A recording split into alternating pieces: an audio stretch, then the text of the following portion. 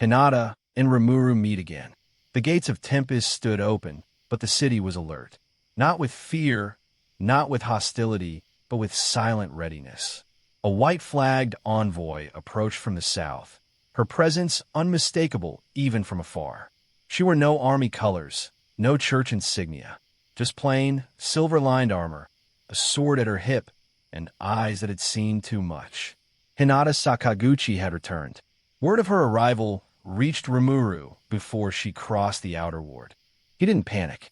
He didn't prepare for battle. He simply stood from his seat and said, "Bring her to me." Alone. No escort. No council. No fanfare. Just a meeting. The chamber was quiet. A large circular hall lined with polished obsidian and runes, dimly lit by soft blue mana crystals. Rimuru sat casually on a throne that didn't feel like a throne, just a raised seat of comfort, not power. When Hinata entered, she paused only once, to scan the room, to sense traps, to brace for hostility. But there was none, only Rimuru.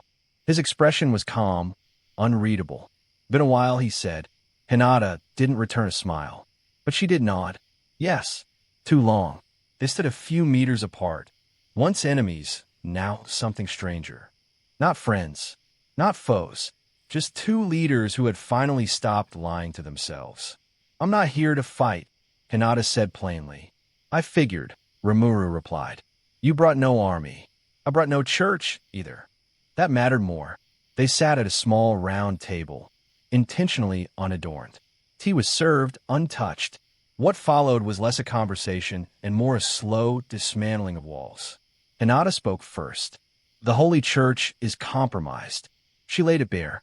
Yūki's influence, the council's silence, secret operations, the quiet approval of underhanded tactics, the decision to brand Tempest as a threat long before Rimuru ever evolved into a demon lord. Rimuru listened. No outbursts, no bitterness, only understanding, because he already knew most of it. "I tried to fix it from the inside," she said. "I failed. So now, I'm here." Rimuru raised a brow. "To ask for help?" Hinata shook her head. "To offer it." And that's when the tone changed. Not softness, respect. "I want to protect people," Hinata continued. "Not just humans. Everyone that used to be what the church stood for. Now, I don't know what it stands for." Rimuru finally took a sip of tea. "And what do you stand for now?" Her answer was immediate. "Peace. But not the kind written in treaties. The kind that doesn't need one." Silence lingered. Then, quietly, Rimuru nodded. "I can work with that." They didn't shake hands. They didn't sign anything. But something was forged in that room, far more powerful than a contract. Mutual understanding. Before leaving, Hinata gave Rimuru a small sealed scroll. "What's this?" "List of names. Paladins, priests, and knights who still believe in truth. They're yours if you'll have them." Rimuru blinked. "You're offering me church agents?" Hinata smirked. "I'm offering you people. People who are tired of being told who the enemy is." When she left the chamber, the wind had shifted. Tempest wasn't just gathering power. It was gathering people who chose truth over loyalty. And for Rimuru, that mattered more than another army ever could. Velgrynd awakens. The world shivered. It wasn't an earthquake. It wasn't wind or mana surge. It was something deeper, a shift in existence itself. Far beneath the eastern oceans, within a sealed dimensional rift forged by primordial magic and forgotten deities, something stirred. The water boiled without heat. Space itself twisted in slow, aching pulses. And at the center of it all, she opened her eyes.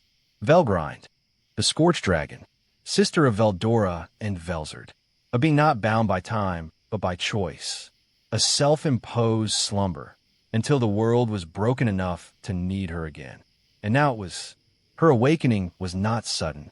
It was called, not by name, but by resonance. Rimuru's evolution. The rise of unnatural military magic. The resurrection of forbidden technologies.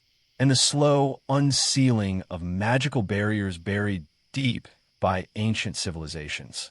All of it formed a signal. And Velgrynd answered. She emerged not as a beast, but as a phenomenon.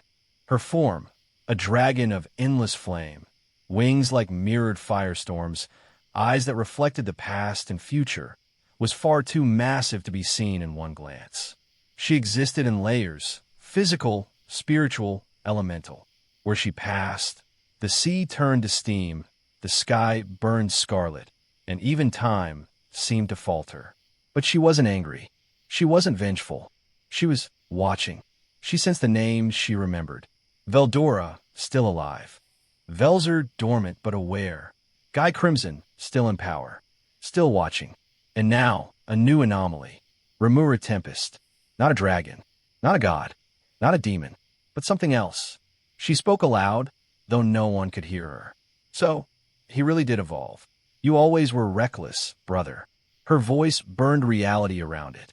Across the continent, high-level mages collapsed from sudden spiritual pressure. Elemental gates malfunctioned. Sealed artifacts cracked without being touched. Even Veldora flinched in his slumber, muttering, "She's awake." And far to the north, Guy Crimson stopped sipping his wine. Well, he whispered, "That makes 3.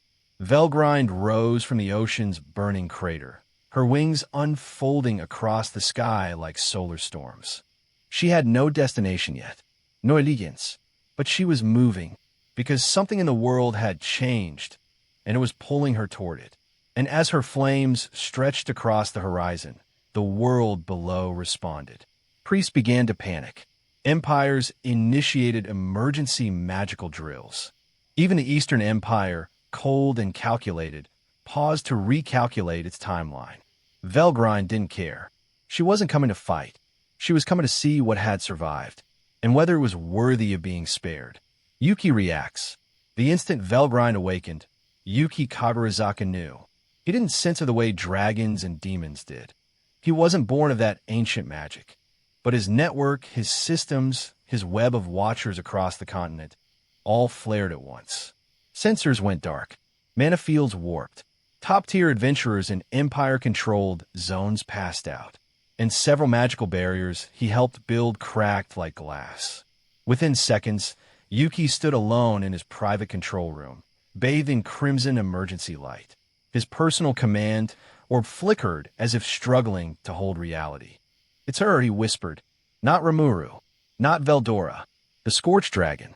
Velgrynd. And she wasn't supposed to wake up. Not yet." Yūki didn't panic. He never did. Instead, he shifted into acceleration mode.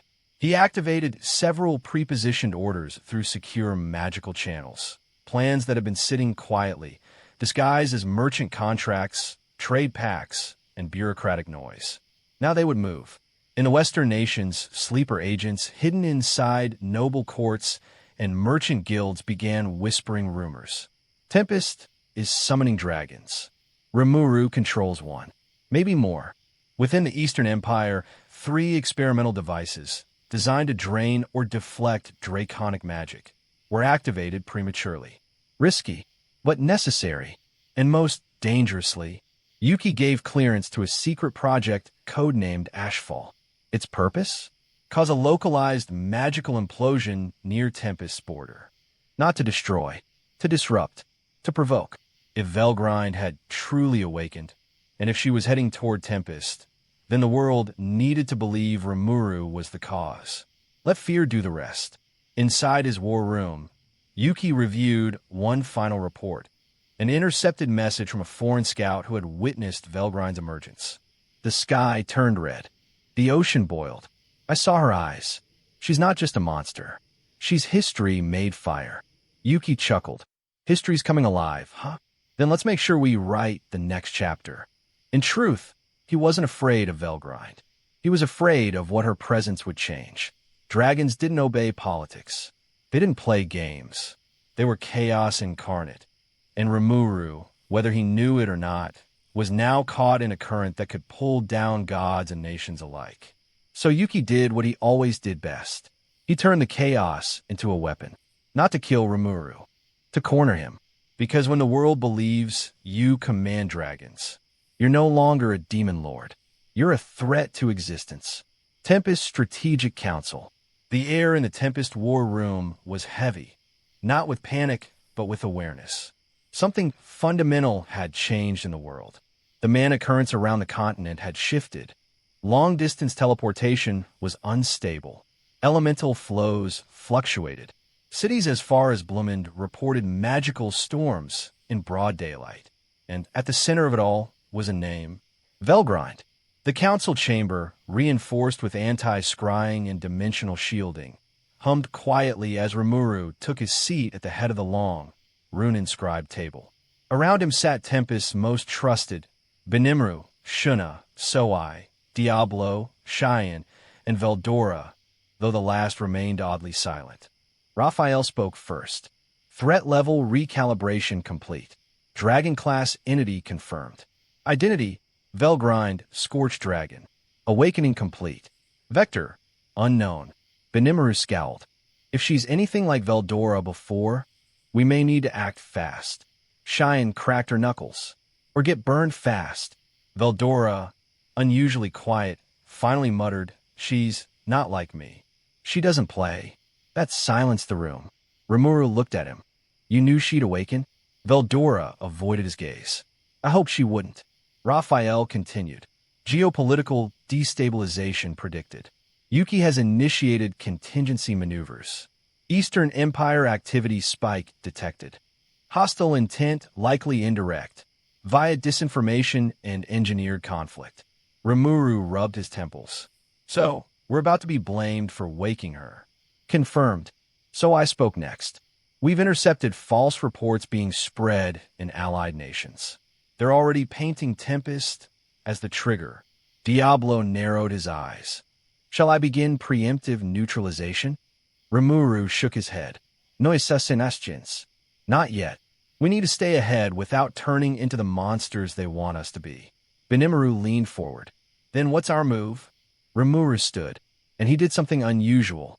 He opened a portal, not across space, but across public channels. A magical broadcast, one way, directly to key leaders in Dworgen, Sarion, Blumend, and even select beast kingdoms. The message was simple, brief, and calm. Tempest did not awaken Velgrynd, but we are watching. We are preparing, and we will not act with fear. We invite cooperation, not conflict. No dramatics, just clarity. Behind the scenes, Rimuru ordered key shifts. Rimuru would prepare select rapid response units, but keep them hidden. Shuna would open diplomatic channels to neutral guilds and clerics. Soai would reinforce surveillance over foreign magical traffic. Diablo would wait until his presence was necessary. Raphael gave a final warning. Threat assessment is now elevated to continental shift. If Velgrynd chooses to engage, entire regional stability may collapse. Rimuru closed his eyes.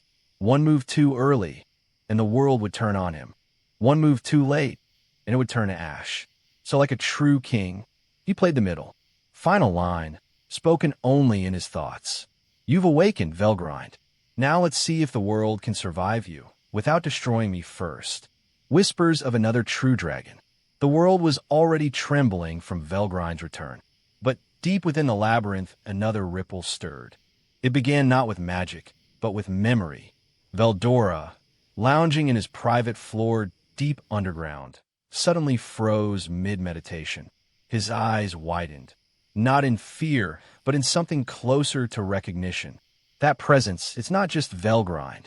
He stood, the pressure around him growing sharper. For a moment, the air crackled, not from power, but from something deeper, resonance. Elsewhere, Raphael responded immediately. Unstable energy field detected within Veldora's spiritual core. Awakening trace elements triggered by Velgrynd's emergence. Rimuru was alerted at once. He arrived to find Veldora pacing, something rare and borderline alarming. "What is it?" Rimuru asked. Veldora glanced at him, hesitant for once. "I remember something. Or someone." Rimuru blinked. "Another dragon?" Veldora nodded slowly. "I'm not sure if it's memory or instinct, but Velgrynd's energy, it woke something inside me. Like a forgotten call." He paused. "A name I haven't spoken in centuries. Velzion." The name was unfamiliar, even to Raphael. No records found. unknown entity, presumed lost or erased. But Veldora's tone held weight. He stared into nothing, voice low and unsure. There were only 4 of us known: Velzard, Velgrynd, myself, and the one who vanished before our pact was sealed. The one who didn't choose chaos, or order, or neutrality. He chose silence. Velzion, the hidden dragon, neither flame nor ice, neither sky nor earth, a myth even among dragons. Suddenly, Raphael's tone shifted. Correction, trace matching signature detected. Buried within magical anomalies spiking around Tempest's outer ley line. Estimated depth, below sealed ruins in Sector Omega. Rimuru narrowed his eyes. So, while the world watches Velgrynd burn the skies, there's something else waking beneath our feet. Confirmed, but it wasn't hostile. Not yet, just watching. And that was almost worse. Because if Velgrynd was a flame, and Velzard was ice, and Veldora was storm, then what, Rimuru wondered, was Velzion? The chapter ends not with action, but with silence. A deep hum across the mana stream. Like a breath, like a warning, or maybe a welcome. Something ancient was stirring. Not because it had to, but because it was finally time.